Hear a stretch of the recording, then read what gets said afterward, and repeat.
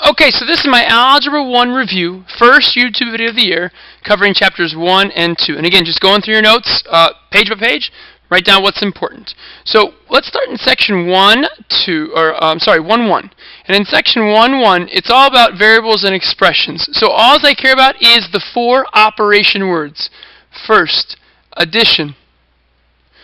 What are some things you might see that lead you to addition? Well, first of all, the word sum. Sum is the answer to an addition problem, okay? You might see the word plus. And then you might see these words, this word more than. And more than is special because more than is what I call backwards addition. So if you see something like 3 is more, or 3 more than a number, that's actually plus the number. So plus the number. Not the number plus. Not the number plus. Okay, so the addition comes at the end. That's why I call it backwards. You have subtraction. Subtraction, you might see words like difference. So that's the answer to a subtraction problem. So it says the difference. You might see the word minus. Sorry. So this is minus. You might see the word less than. And again, this word less than is what I call backward subtraction. So you think of it as minus the number, not the number minus.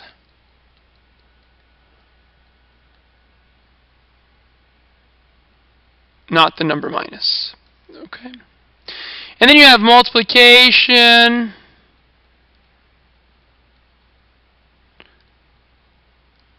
In multiplication, your word is product.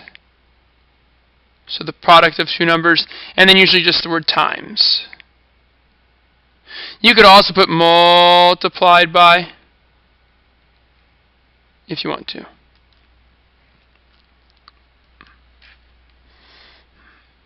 And then last we have division. Division, the answer is called the quotient. So the quotient of 2 numbers. You could also put divided by. There's really no like times word divided by. Okay? And then also remember these words: per, every, each. In word problems, it's a rate word, which means something per something. It means division, but typically you take the number and you multiply it by the variable. Okay, so the number times the variable. So if you see per, every, each when you write an expression.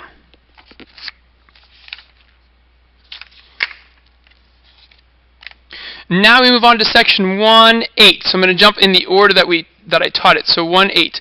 And this is on unit conversions. So for instance, say you're going from miles per hour and you're changing it to feet per minute. Okay? So remember that you're going to use these conversion factors to go from the one set of units to the next set of units. So for instance, if I'm starting in miles per hour, I want to cancel out hours and take it to minutes. So that would mean that hours would go on top. So it would actually be 1 hour on top is 60 minutes on bottom. And that would cancel your hours and leave you in terms of minutes, which is what you want your final rate to be in. And then to get miles to turn into feet, we'd actually take 1 mile on the bottom is 5,280 feet on top. And now the miles would cancel, and look at your units. Feet per minute. Feet per minute. And you would multiply across the top, multiply across the bottom, and then divide what you get. Now remember the metric system. And this KH, kitten's hide, down under dad's car motor. Okay? Remember the key ones are kilo, the unit, which is where you have your grams, liters, and meters. And then you have centa down here, and milli. So say that I have to convert from meters to centimeters. So if I'm going from meters to centimeters, start at the far left. So meters is here, so that's the unit, and I have to go to centimeters there. So again, and meters is here. That's why I start there. How many places do I go to the right? 1, 2. So what that means is 1 meter is a 1 with 2 zeros centimeters. And that's the conversion factor I would use in the problem like we did above if it was in terms of the metric system. So be aware of that and how to use that as the conversion, the unit conversions, those type of metric problems. The next section is section 1.5. This was where we really solved equations. And again, we're just going to write down the steps to solving.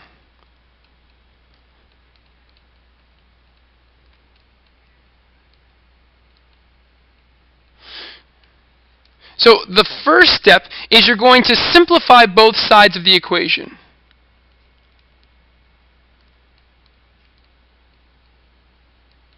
And what does that mean? Well, that can mean a lot of things, okay? That can mean distribution. If you see a parenthesis with a number on the outside, that could mean multiplying by the LCD to clear fractions. And that can mean combining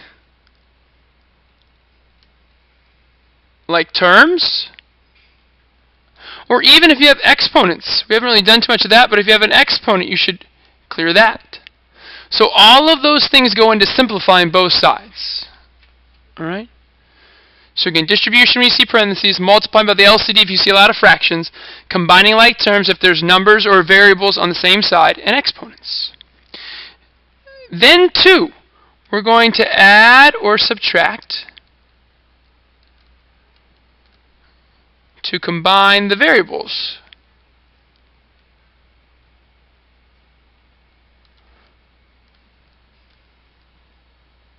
On one side. And remember, you do the opposite, right? So if you're trying to move it, you do the opposite of what it is showing. So if it says a plus 3m, you want to subtract 3m. So add or subtract across the equal sign. Then typically you're going to add or subtract to combine any numbers without a variable.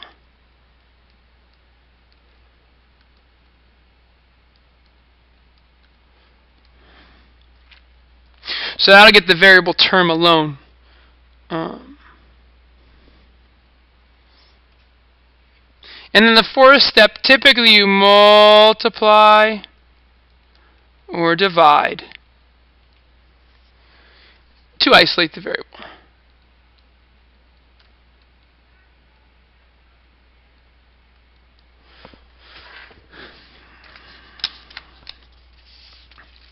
And again, you don't always do these 4 steps, but these are typically the 4 steps you do when solving any equation. Now I want to go over 2 more things from this section. Number 1, this word check. If you get an answer to an equation, it says check your answer, or just to check your answer, plug in the number you get for the variable. And ask yourself, does the let me do that better. Does the left side equal the right side of the equation?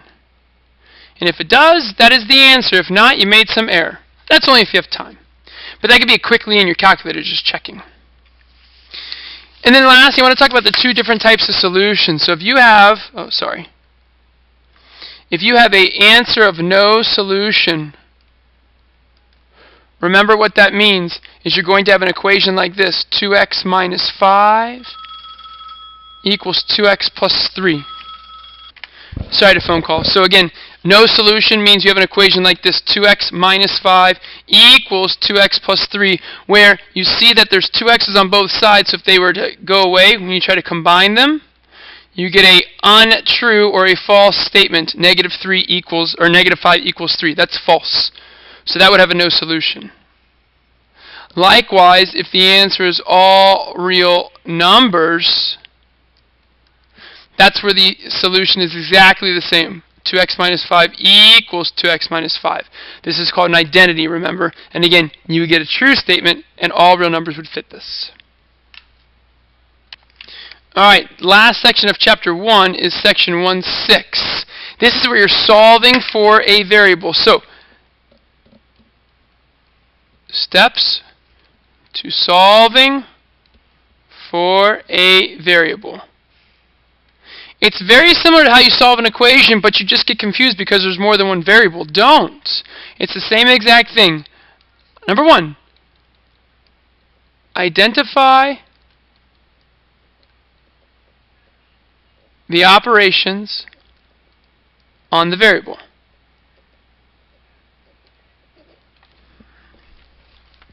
So for instance, if I'm trying to solve for, say, C, what is happening to the C? And then 2, undo these operations in reverse order.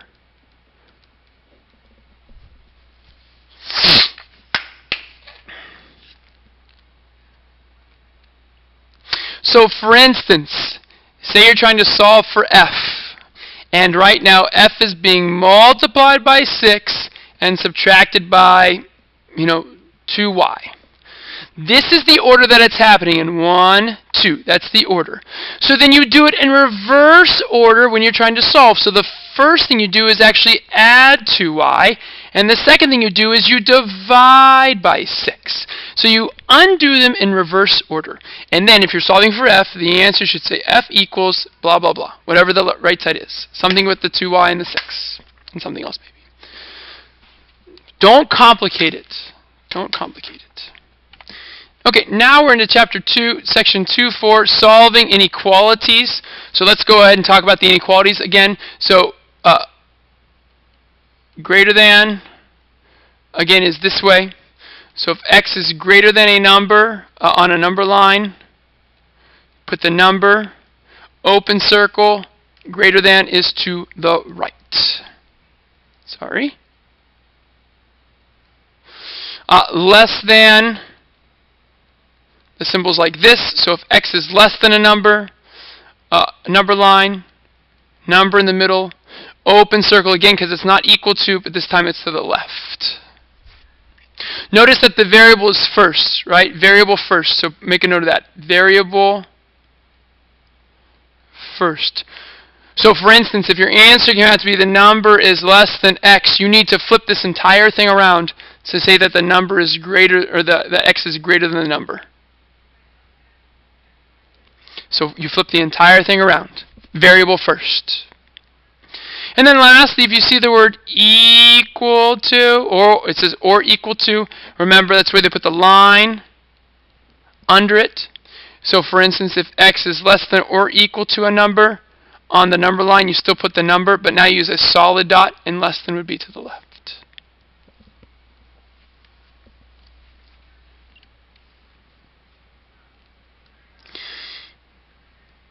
A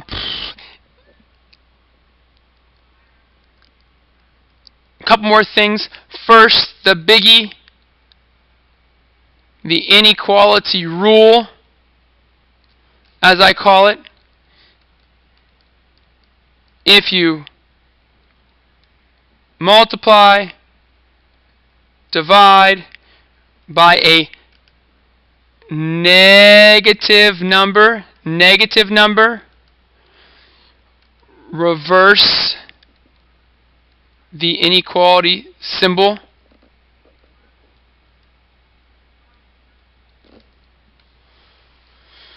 If you multiply or divide by a negative number, reverse the inequality symbol. So again, less than will become a greater than will become a less than.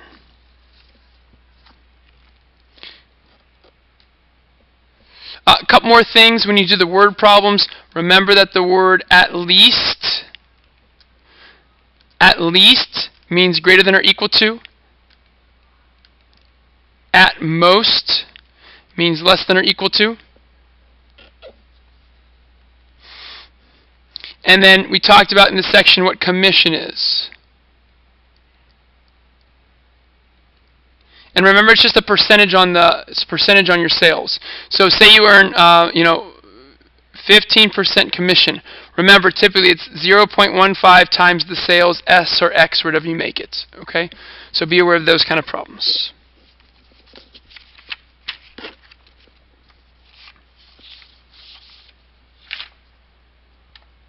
And then lastly, we have section 2.6 over the compound inequalities. Remember, there's two types. There's an and. So for instance, you might see something like a number less than x less than a number. This is an and. You could also see, so call this number 1, number 2. This could also be written as x is greater than number 1 and x is less than or equal to number 2. Either way, it's the same thing. They're equivalent. Typically, you're going to see this more, especially on my test. Now, how do we graph that? Well, in this specific case, here's my number line. Number 1 goes down here. Number 2 goes down here. Above the number 1 is an open circle because it's not equal to. Number 2 is a closed circle, and it's everything in between. So remember, it's the overlap. We call this the intersection, or the overlap of the two graphs. Be aware of the words between, or again the word and, in your problems. The other type of inequality, compound inequality, is an or. Here's where you have x is less than or equal to the first number, or x is greater than maybe the second number. There's only going to be one way you write it. So when you graph it now, here's the first number, here's the second number. Now there's a closed circle with number 1 because it's equal to, x is everything less than that. There's an open circle with the second number, and everything's greater than that. And notice it's not the overlap, but it's the combination of both of the arrows going opposite directions. We call this the union. The union. And again, typically in a problem, all you're going to see is or.